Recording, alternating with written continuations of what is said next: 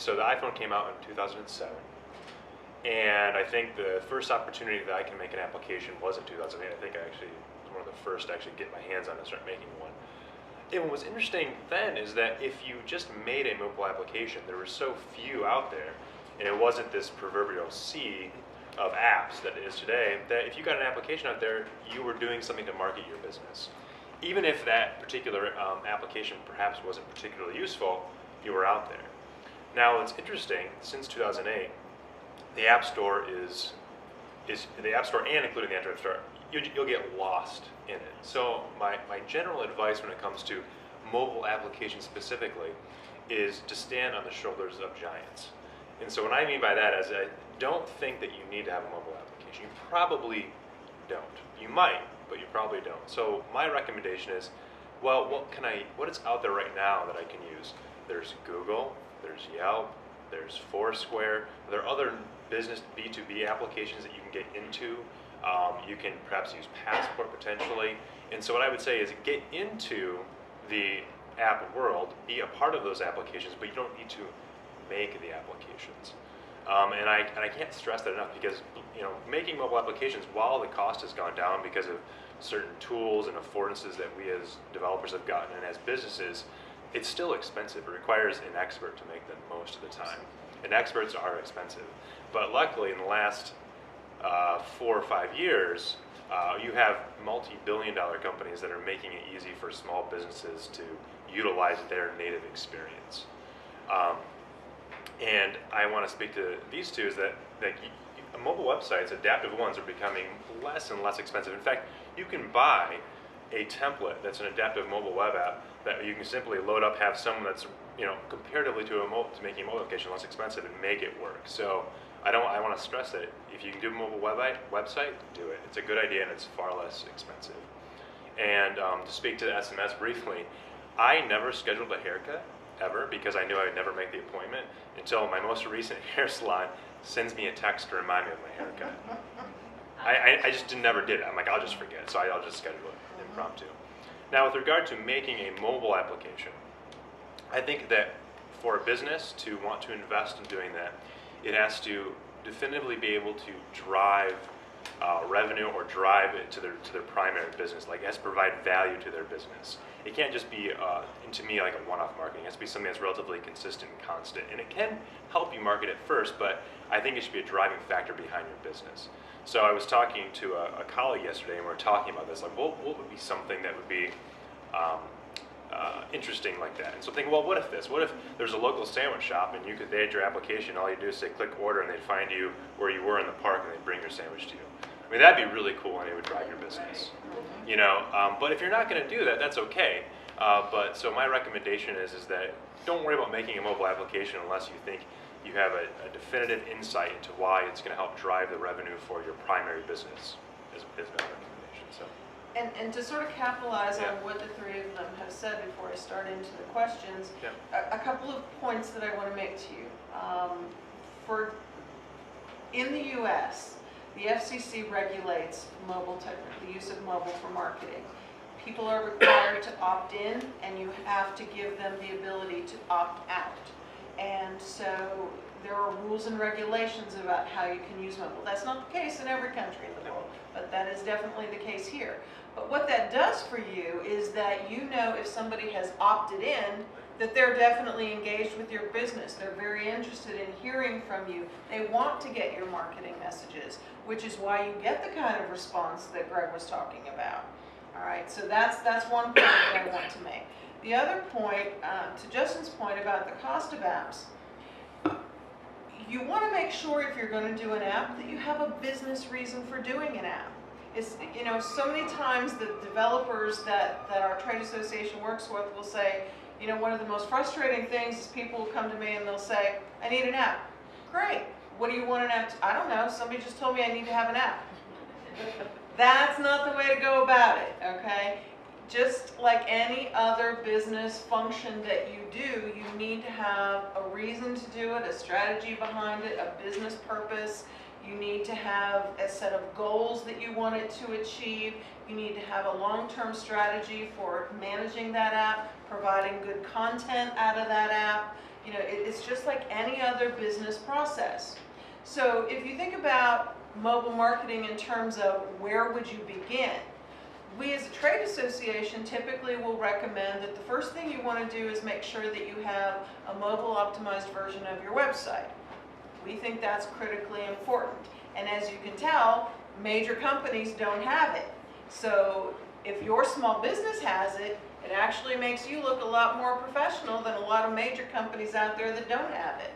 We secondly then recommend that you look at doing text messaging programs because they're extremely cost effective. They're not expensive to get started.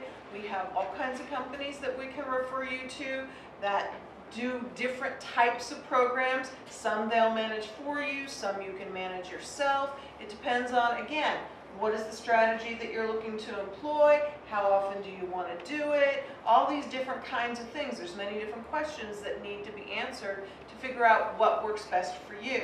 And then, if you have a business reason for doing an app and that you have a set of goals that you want to achieve, then maybe your company does need an app, but maybe it doesn't. And if you do an app, though, you have to think about it in terms of, do you need it to be an Android app, or do you need it to be an iPhone app, or do you want a Windows app, or are you still even thinking about doing a BlackBerry app? All right, you have to think about all of these things because each one has to be built separately, and you're going to pay for each one separately. And if you don't do all of them, let's say you only do an iPhone app, then you're getting rid of half your market share right there. Really? Sure. Okay, because if you're only doing an iPhone app, then you're right away not talking to anybody who has an Android phone, a Windows phone, or a BlackBerry phone. Okay, and you also are not necessarily talking to anybody who doesn't have a smartphone because they can't get apps. Okay, so you have to think about those things as part of your marketing strategy. All right, so let's go ahead on to the questions, and we're just going to kind of go through these one by one and take them where they go, and then we'll open it up. So, Justin, let's start with you. Sure. What would be a typical process for a small business that wants to use your type of service? How would they approach you? What would they need to bring to the table? Sure. So normally when we engage with a new client, we try to very quickly get an idea of what they're trying to do. What is it that they're trying to do with their business to sort of augment it, drive more revenue, and provide more value to their customers. And so usually what we do in that particular case, we try to say, let's establish all of the entities that are involved in what your business is. So it's the end consumer, maybe services you use, and at that point in time we can figure things out, like for instance, like, well, do you have a very active user base full of iPhone users perhaps? So iPhone users tend to be more active users, and Android users tend to be more passive users. And so based on that, like, who are we targeting? Is your audience going to be, is the breadth wide? Are they passive users that are trying to find a particular service? Are you trying to get into a particular niche where you're probably going to be targeting people between the ages of, let's say, 18 and 24 that have an iPhone 5 and they'll be very active? Or, you know, are these users people that are going to go to your and use your service when they're in town and they need to go find, you know, this particular place and get to it. So we really try to get a very definitive understanding of your business model and how an application might help it, or potentially why you may not need it, and who your users are and whether an application is necessary. And if an application is necessary, should it be an iPhone? Should it be an Android? Should it be both? And if not that, then maybe there's a different strategy that we can go forward with. So we really just try to understand your business first, and then if we find that you need an application, we'll go from there and figure out what kind of application you need to make. Okay. Same question, Hugo. What was the question? What should they come to you with? What is the process that they'll go through if they want to come to you and use your service? We just look at, you know, an overall communication strategy, you know, on the SMS side. You know, how do we communicate with our customers? How do we communicate with our, you know, our employees? How do we communicate with our outside vendors? How do we communicate with the public, whatever the case may be? Where are we spending our resources at, both financially and body-wise? And then from that standpoint, we just kind of create the overall marketing strategy. Because it's, again, when you look at SMS, it's basic communication, but it's very targeted and very time sensitive. Okay. So our process is very similar to Justin's and to Greg's as well. Sit down and identify what the needs are, what we're trying to accomplish. It's always important to consider the client's budget within there. That was going to bring it up. It's always a good one. I love that sort of thing. You know, so understanding what the budget is, and you know, a lot of people are afraid to answer the budget question. Don't be, to at least a trustworthy and honest provider, because what the provider is trying to accomplish is just understanding the best solutions that can be recommended within that budget. So if I ask a client, what's their budget? They say $50,000.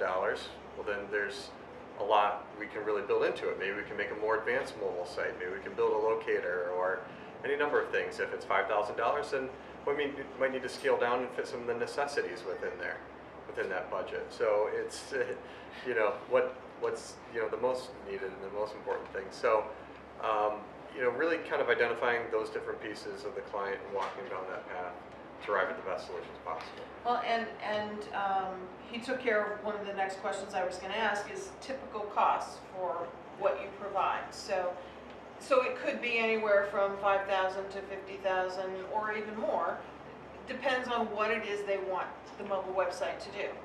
Yeah, I mean, you can find, there's mobile website providers out there you can find for $10 a month, $20 a month. You can go into ThemeForest and buy a responsive template and upload it into DreamHost, and you've got a mobile website up and running in a matter of minutes. But you get, but you get what you pay for. Yeah, absolutely. And just because you have it, if it's not effective because it wasn't built right with the right, technology or the strategy behind it, it's a waste of time for the $10 a month. Right. Sure. There's different solutions for different needs. If you're just trying to get off the ground with a small budget and get something out there, then I think those solutions will certainly work, and you can build and scale as your business grows. A lot of times that's, people come to us and they have a smaller budget, and I'll send them off in the right direction, either with another provider or to some of these do-it-yourself services, because I know as they grow their business, they'll come back and we're able to help them. Yeah. Our average client investment at Core 3 starts at $5,000 a month. And that's for digital marketing strategies, and we'll scale up from there. Websites will start at $20,000 to $30,000, and we'll scale there depending on what they want to do. But there was a time 16 years ago when I was working at $65 an hour and building sites for $1,000. So, I mean, our business has grown, evolved, and changed. So that's the range we work with. But there's a lot of providers out there who do really good work at different levels. And there's a lot of great do-it-yourself services out there too that you get really good results at. I know some providers that build mobile websites for $5,000 to $10,000, adaptive, responsive websites. So there's a lot of different solutions out there on that end. Greg, why don't you address costs for texting? Cost per text is, it's such a weird formula because there is a cost. We just don't think because we get an unlimited text plan with our Verizon or AT&T, that's how it works on a commercial end. And so it's pennies per message. We have some clients that just buy packages for X amount of messages a month at a fixed rate. And then we have most of our clients we just sell bulk rate messaging to that we don't expire. And we just let them go, and we charge them, whether it's a monthly management fee. Most of our clients are managed services, so we adjust that cost based on what their needs are. We service a handful of professional sports teams. Their monthly management costs are a little bit more pricey, especially during season. I'm sorry. We do a lot of professional sports teams, so the cost per message is one thing, but our costs really sit around with the back-end services we provide to our customers. Whether it's campaign management, design of what they want incorporated in that call to action, whatever that call to action may be, that directional